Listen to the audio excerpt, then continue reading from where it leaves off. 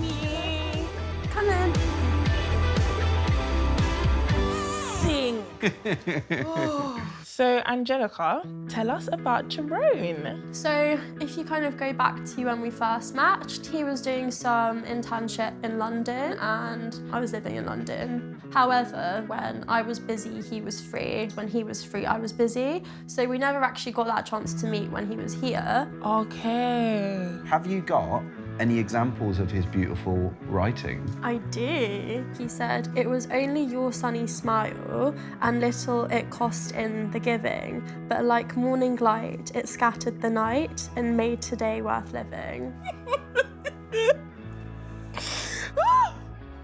I get it, babe. 3.5 years is making sense. Good words, good words.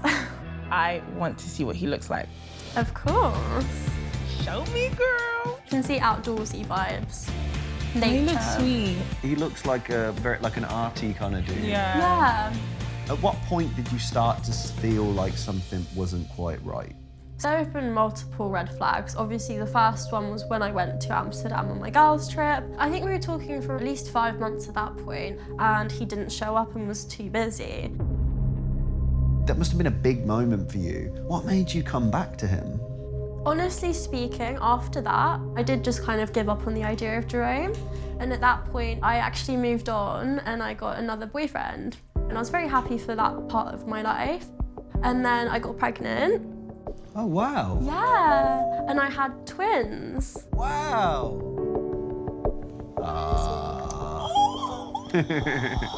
Rocky is on the right and Ricky is on the left. You must love them to bits. Honestly, the moment that I saw them, I understood what love at first sight was. Yeah, so unfortunately, the father broke up with me when I was pregnant. And since that point, I have been a single mum and we haven't spoken since. Yeah. And I've just always been handling that lifestyle on my own. I told everyone that needed to know, and Jeroen came out with such a positive reaction. Wow. Yeah, and he said how he was just in support of the whole thing, and he was very surprised, but he very much wanted to be there for me, and I think I really needed to hear that. What does your life look like on a day-to-day basis? So very much a rotation of juggling baby life, studying, trying to make sure I keep up with assignments. You're at uni? Yeah, it's hard work, it is. So it's nice to have someone that does want to compliment you. Kind of feel like you're not alone.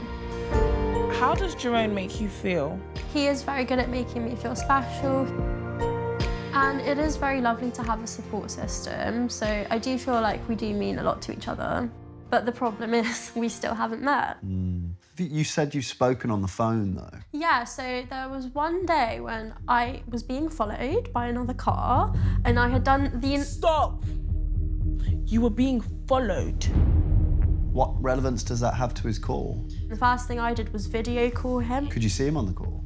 That's the thing, what was really strange. He was in such a dark room. He was wearing a hat, like you couldn't really see him. So for me at the time, I was just so glad that I had someone to be there. But obviously afterwards, I sat there wondering, actually, this is a bit strange because that's like the first video call we'd ever had. So has he ever sent you anything? Like flowers, gifts for the kids, like anything of that sort? So when I moved into my new place, he asked for my address and I was like, oh, this is lovely. I really like roses and orchids if you want to send me anything.